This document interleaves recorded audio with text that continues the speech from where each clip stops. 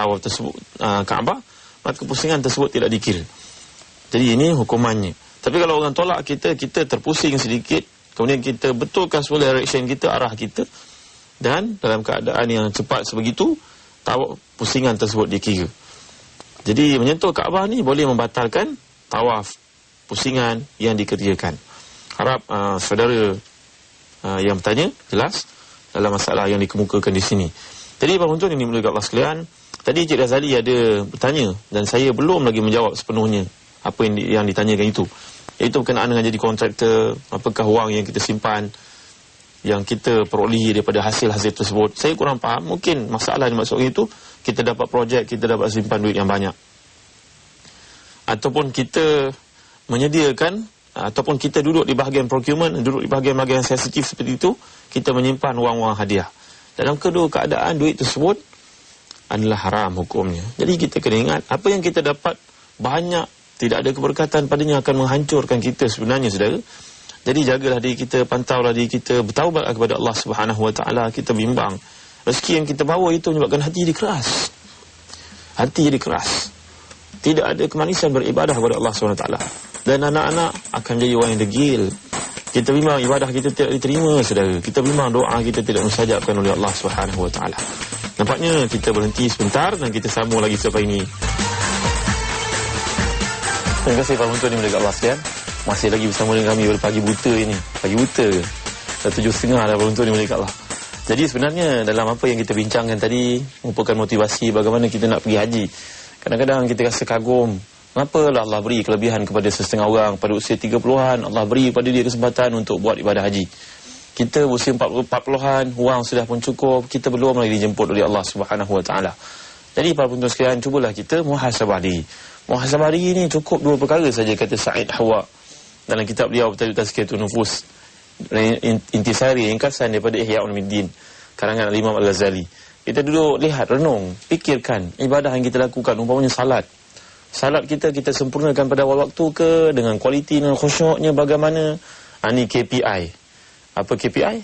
Key Performance Index. Tengok macam mana salat yang kita kerjakan pada awal waktu, berjemaah, berapa minit yang kita kerjakan, adakah khusyuk padanya, adakah diingat wirid, doa dan yang tertentu, adakah dengan salat yang kita kerjakan kita rasa rindu dengan Allah SWT. Kalau ada perkara semikian para penonton sekalian, menandakan iman kita meningkat. Jadilah macam Harithah. Harithah ni seorang sahabat Nabi. Bila Nabi tanya pada dia, kaifa asbahta ya Harithah, bagaimana engkau bangkit hari ini wahai Harithah? Jawabnya, asbahtu mu'minan haqqan, saya bangkit pagi ni saya rasa iman saya memuncak. Nabi kata, inna likulli syai'in haqiqah, setiap perkara itu ada kebenarannya, cuba engkau jelaskan wahai Harithah. Kita berhenti sekejap untuk memberi laluan kepada pemanggil yang berikutnya. Assalamualaikum warahmatullahi. Waalaikumsalam Ustaz. Ya. Saya Puan Masita binti Mat Ali daripada Kampar, Perak. Ya, silakan Puan Masita. Ustaz. Ya. Saya pernah bertugas di Mekah lah. Ya. Jadi pengalaman yang saya lalui, ketika melontar ada jemaah yang bersalin di situ. Masya Allah. Ya. Jadi macam mana ibadatnya tu Ustaz seterusnya?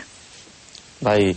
Mungkin yang amalan lain dia lepas, tapi waktu di Mina melontar, masih melontar hari yang keberapa ke, jadi jemaah tu masuk ke kem kami, kem perubatan, bersalin di situlah Ustaz. Baik, iya.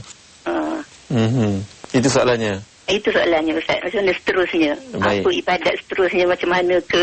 Baik.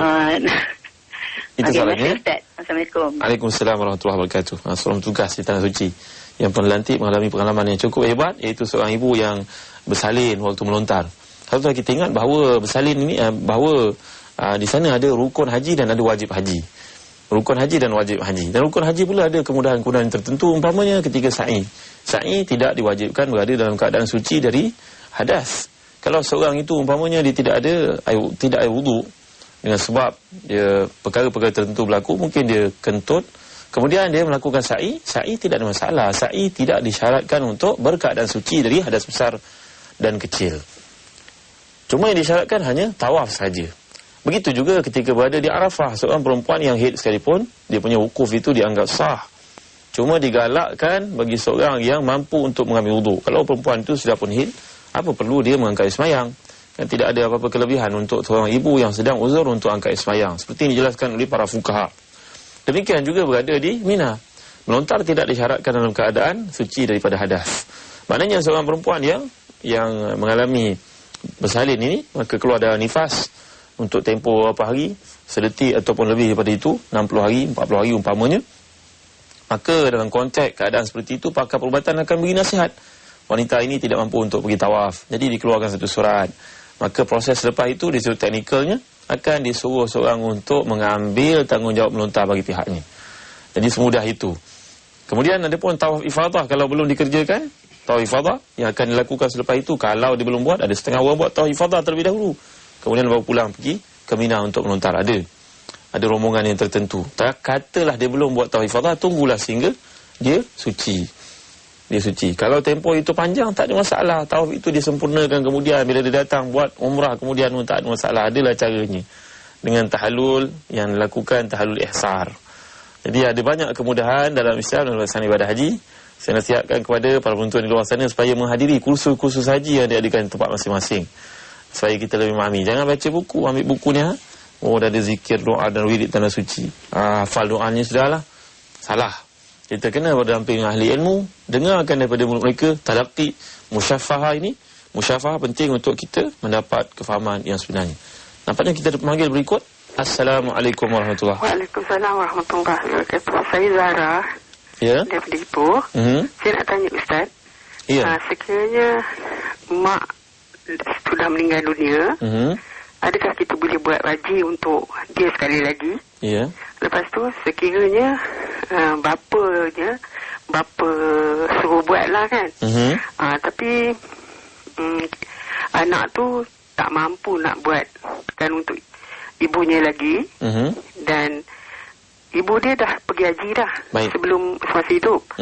Lepas tu anak dia belum lagi menunaikan haji. Adakah berdosa anak dia tak dapat menunaikan permintaan bapa dia lah? Baik. Saja Ustaz. Baik. Okay, Assalamualaikum. Waalaikumsalam warahmatullahi wabarakatuh. Jadi soalan yang bertanya dari Perak, apakah kedudukan melaksanakan ibadah haji untuk ibu yang telah pergi melaksanakan ibadah haji? Cuma ayah ni minta anak supaya kumpulkan duit pergi lagi sekali untuk ibu tersebut bagi pihak ibu yang telah meninggal dunia. Jawapannya, seorang anak boleh menjelaskan kepada ayah, saya tidak mampu dan tidak berdosa di situ. Kerana hukum dalam Islam, la yukallifullahu nafsan illa usaha. Allah SWT tidak mempertanggungjawabkan ke atas kita apa yang di luar kemampuan kita. Jadi tidaklah berdosa kerana perkara tersebut di luar kemampuan untuk melaksanakan. Tapi kalau perkara tersebut dalam kemampuan, dia kena penuhi tuntutan ayahnya itu. Umpamanya, contoh yang pernah diberikan oleh seorang mufti dari Timur Tengah. Ketika kami belajar di Jordan dahulu, ayah berada di Malaysia, anak berada di Jordan. Ayah cakap pada anak dia, baliklah ke Malaysia, cuti saifi, musim panas, balik. Anak ni tidak mampu, tapi ayah ni kata baliklah. Dia kalau nak balik kena pinjam duit orang, nanti bila pula dia nak bayar. Maka dalam tuntutan seperti ini, mufti memfatwakan tidak wajib dia taat pada ayah kerana ketidakmampuannya. Jadi untuk balik bercuti bukan benda mudah. Tiket 3,000, 4,000 harus dikeluarkan wang untuk pembayarannya. Maka dalam konteks itu, begitu juga kita kira dalam kes melibatkan seorang perempuan yang ayahnya kata pada dia, kamu kumpulkan duit, pergilah haji untuk ibu kamu. Sedangkan ibu almarhumah ini pernah pergi melaksanakannya terlebih dahulu. Kalau belum pernah pergi, itu perkara lain. Kalau belum pernah pergi, memang menjadi tanggungjawab anak-anak untuk menyempurnakan, mengumpulkan duit sedaya upaya. Kalau tak mampu, itu tertanggunglah di atas zimmah ibu yang telah meninggal dunia. Maknanya Allah SWT tidak akan bertanya dengan soalan perkara yang dia tidak mampu. Anak-anak pun tidak mampu. Kadang-kadang anak 8 orang pun tidak mampu, para tuan sekalian, semuanya bekerja sebagai buruh. Kadang-kadang ada anak 2 orang ni mampu memberi kepada ayah dan ibu kemudahan untuk pergi haji. Ini berbeza-beza. Case to case. Hum darajatun indallah. Manusia itu mempunyai darjat-darjat berbeza-beza kedudukannya, keuangannya, kefahamannya, keislamannya di sisi Allah SWT. Nampaknya kita ada pemanggil yang berikut. Assalamualaikum warahmatullahi wabarakatuh. Waalaikumsalam Ustaz. Saya Azmi daripada Terengganu. Azmi. Ya, silakan Cik Azmi. Saya nak tanya soalan pertama sekali. Saya ada hutang dengan kenderaan lah. hutang saya ni maksudnya kereta saya yang dah lama tu dah hampir beberapa tahun dah, 10 tahun dah kena tarik lah. Masih belum jelas hutang dia lagi. Jadi macam mana saya kalau ada kemampuan sekarang ni nak pergi haji, hutang tu saya kena selesai dulu ke atau saya pergi haji dulu ke? Wajib diselesaikan. Hutang tersebut wajib diselesaikan. Kalau ada cara, kalau tak ada cara, kita berunding dengan pihak bank semula untuk kaedah pembayaran refinance balik supaya kita tidak menganiaya hak orang lain. Baik. Salam dulu Ustaz. Macam kita ada masalah dengan keluarga lah. Keluarga masalah berat lah yang dah lama dah terputus hubungan. Ya. Jadi sekarang ni kita nak tunaikan haji. Kerana kita kena pergi jumpa balik ke atau macam mana Ustaz? Itu soalannya. Ya. Dua soalan Encik Azmi ya? Ya. Baik, soalan pertama telah saya jawab. Ya. Baik. Itu dua soalan saja? Ya Ustaz. Ya, terima kasih. Assalamualaikum warahmatullahi wabarakatuh. Jadi soalan Encik Azmi dari Terengganu, Kuala Terengganu. Tentang masalah pertama telah saya jawab. Hutang yang dituntut untuk selesaikan, kena selesaikan. Melainkan kita ada cara untuk repayment, refinance balik dengan cara yang tertentu, itu boleh diuruskan. Kalau tidak, wajib disempurnakan kerana kita tidak boleh melaksanakan satu ibadah yang wajib kita tinggalkan. Kita dikira dalam kategori tidak mampu. Yang kedua berkaitan dengan kewajipan untuk menjalin silaturahim. Memang benar Allah SWT sebut pada awal surah An-Nisa, ya ayuhan nasu taqu rabbakumul ladzi khalaqakum min nafsin wahidah wa khalaqa minha zawjaha wa batha minhuma rijalan katsiran wa nisaa wattaqullaha alladzi tasaaluna bihi wal arham innallaha kana 'alaikum raqiba. Kita dituntut untuk menjalin silaturahim. Alladzi tasaaluna bihi wal arham. Tuntutan supaya kamu minta dengan nama Allah dan dengan menjalin silaturahim.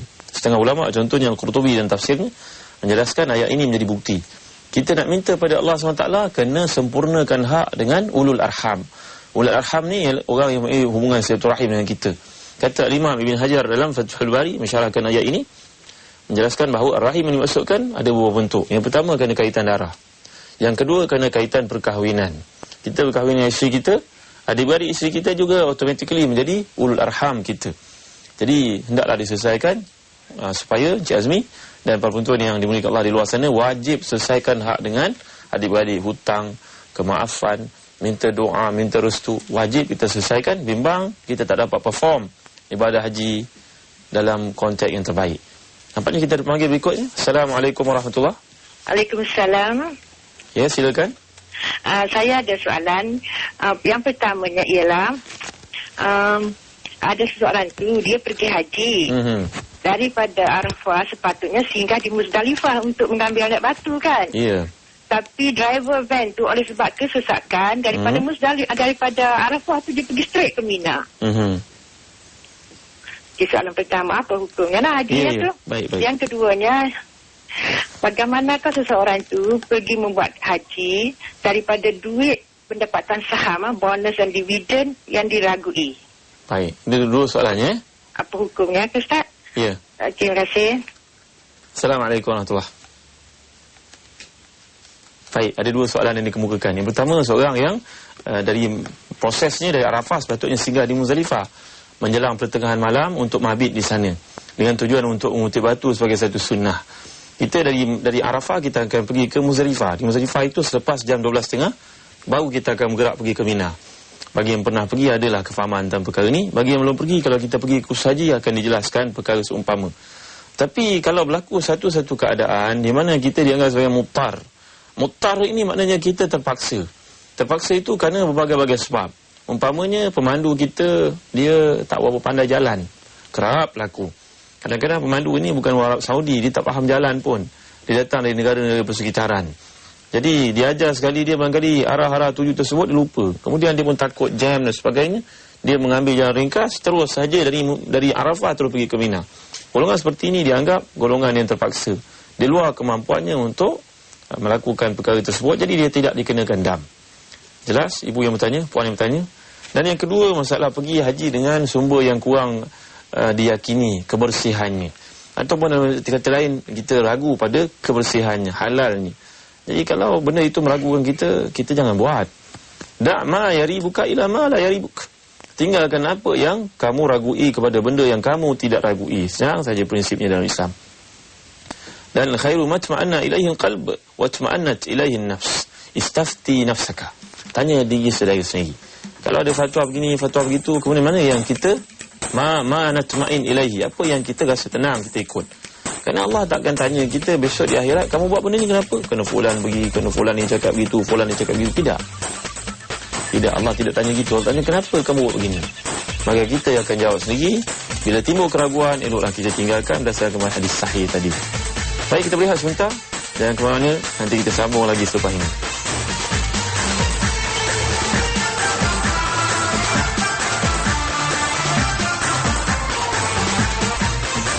Terima kasih para penonton dimiliki Allah sekalian. Alhamdulillah, kita masih lagi dalam rancangan Tanyalah Ustaz pada pagi ini untuk blok yang terakhir. Jadi bagi siapa yang ada peluang untuk bertanya, bolehlah menghubungi 0377268114. Ataupun ada kemudahan email, boleh hantarkan kepada tanyalahustaz@tv9.com.my. Nanti insya-Allah akan dibantu untuk dijawab oleh para asatizah, para ustaz yang terlibat dalam Tanyalah Ustaz ini. Bukan saya seorang, ramai ustaz yang terlibat. Saya pun ilmu ni hanyalah secuit. Allah sikitnya ilmu malu kita depan ulama-ulama yang ada, yang bertebaran di negara ini. Cuma kita kongsi-kongsi mana yang benar daripada Allah SWT. Mana yang kelemahan, mana yang tidak mampu tu kita serahkan kepada Allah SWT. Kerana Imam Malik pernah ditanya 40 soalan dari seorang sahabat datang dari Maghribi, dari utara Afrika, dari Maghrib Al-Arabi, Maghrib Al-Islami pada waktu itu. Imam Malik ditanya 40 soalan, beliau hanya jawab 4 sahaja. 36 lagi beliau mengatakan la adri, saya tidak tahu. Maka saya, kalau Imam Malik kata tidak tahu, saya lebih banyak tidak tahu para penonton yang dimuliakan Allah sekalian. Baik, jadi bagi yang menghubungi kami di rancangan Tanyalah Ustaz ini untuk sepanjang minggu ini, hari Jumaat, Sabtu, Ahad, Jumaat, Sabtu, Ahad yang berikutnya akan mendapat hadiah yang diberikan. Siap manggil ataupun yang hantar email akan dapat hadiah majalah Solusi dari Telaga Biru Sendian Berhad. Jadi tadi kita bincangkan pada awal tentang ayat yang ke-198. Nampaknya kita manggil lagi. Assalamualaikum warahmatullahi wabarakatuh. Waalaikumsalam warahmatullahi wabarakatuh. Assalamualaikum. Ya, waalaikumsalam warahmatullahi wabarakatuh. Saya nak tanya, nak tahu sangat. Seorang anak lelaki, dia pergi menunaikan fardu haji, membawa istrinya, sedangkan ibunya belum mampu lagi ke tanah suci sebab tak ada kemampuan lah, tapi dia membawa istrinya. Apakah dia berdosa pada ibunya? Dia pilih membawa istri, tidak membawa ibunya. Itu aja soalan saya, Ustaz. Assalamualaikum. Waalaikumsalam warahmatullahi wabarakatuh. Soalan ini susah untuk saya jawab. Dari sudut aulawiyat barangkali kena rujuk kepada pandangan fatwa. Apakah seorang ibu diutamakan daripada isteri yang konteks ibadah haji?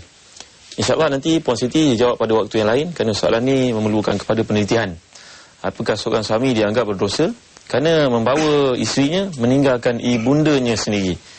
Yang mana lebih wajib untuk dilaksanakan? InsyaAllah izinkan saya untuk memforwardkan soalan ini kepada masyayikh, kepada asatizah ataupun para mufti terlebih dahulu, dan dalam kesempatan yang akan datang saya akan jelaskan, InsyaAllah. Kerana kita tak boleh jawab, kita kata tak boleh jawab para penonton yang dimiliki Allah sekalian. Ilmu itu milik Allah Subhanahu Wa Taala. Manusia hanya diberi sedikit saja ilmu. Saya di kalangan yang cukup rendah ilmunya, tak sampai ke mana pun. Cuma nak kongsi-kongsi pada pagi ini. Mana yang baik kita dapat pahala sama, mana kekurangan itu serah kepada Allah Subhanahu Wa Taala. Nampaknya ayat yang ke-198 ini para penonton yang dimuliakan Allah menjelaskan kepada kita satu etika ibadah yang penting. Ayat ini menjelaskan kepada umat Islam keharusan untuk berniaga. Sedangkan dalam kesibukan melaksanakan ibadah. Kerana itu Sayyidina Umar Khattab radhiyallahu anhu pernah berkata, tidak ada yang lebih aku cinta melebihi aku membawa untaku ataupun himarku atau kenderaanku pergi ke pasar Madinah berbanding dengan kerja-kerja lain untuk aku menjual barang-barang, aku dapat perniagaan, aku dapat hasil keuntungan dengan sebab perniagaan. Sayyidina Umar kata yang paling aku cinta lepas sembahyang, lepas ibadah kepada Allah SWT itu berniaga. Aku suka lepas sembahyang aku bawa kenderaan ini pergi ke pasar Madinah untuk berniaga. Itu yang paling aku cinta. Kenapa? Kerana ayat ini menjelaskan kepada para sahabat dahulu sebelum Islam, mereka melaksanakan ibadah haji juga. Cuma ibadah haji ada perbezaan-perbezaan tentu yang semua kita maklum. Contohnya orang melakukan ibadah haji ini tidak berpakaian. Yang lelaki tawaf pada waktu siang, perempuan tawaf pada waktu malam. Tak pakai apa-apa. La ilaha illallah Muhammadur Rasulullah. Allahu Akbar. Begitu sekali kita dapat lihat kesesatan berlaku pada waktu itu. Nanti para penonton yang dimuliakan Allah sekalian akan dibincangkan perkara ini dalam halaqah musim haji yang akan datang. Jadi dalam kes yang saya bawakan tadi, saya terlupa nak jelaskan tentang Harithah. Banyak sangat benda nak sebut para penonton sekalian. Masa pun terlalu singkat nampaknya. Harisah ini bangun pada waktu pagi, Nabi tanya dia, bangun pagi ini wahai Harisah. Harisah jawab, asbahtu mu'minan haqqan wa ka'anni anzuru ila 'arsy rabbi barizan wa ka'anni anzuru ila ahli al-jannati wa hum yatazawaruna fiha wa ka'anni anzuru ila ahli an-nar wa hum yata'awuna fiha. Wahai Nabi yang salam, Islam saya, iman saya meningkat pada hari ini dan sentiasa meningkat. Nabi kata, syukur, bagus. Cuba kau jelaskan apa buktinya. Jawab Harisah, seolah-olah saya bangkit pada hari ini, saya nampak arasy Allah SWT di langit tinggi itu jelas, nampak terang benderang. Subhanallah. Dan seolah-olah saya nampak penghuni syurga sedang berziarah antara satu sama lain. Dan saya melihat penghuni neraka itu sedang menjerit-jerit, melolong-lolong, meminta bantuan, diseksa dalam neraka Allah SWT. Maka Nabi sebut, abdun nawarallahu qalbah, hamba yang Allah telah beri nur pada hatinya. Ya Harisah, ilzam, wahai Harisah, kekallah kamu dalam melakukan ketaatan kepada Allah SWT. Ya Allah, hebatnya iman ini. Macam mana dapat iman begini, para penonton sekalian? Kalau majlis ilmu pun tak hadir, muhasabah pun tidak buat, bangun malam pun leceh, puasa sunat pun kurang buat, sedekah pun amat berkira, lakukan ibadah-ibadah sunat berkira kita, macam mana nak dapat? Jadi para penonton sekalian, hari ini hari cuti, weekend, ambillah peluang, bawa anak-anak kita pergi ke majlis ilmu contohnya.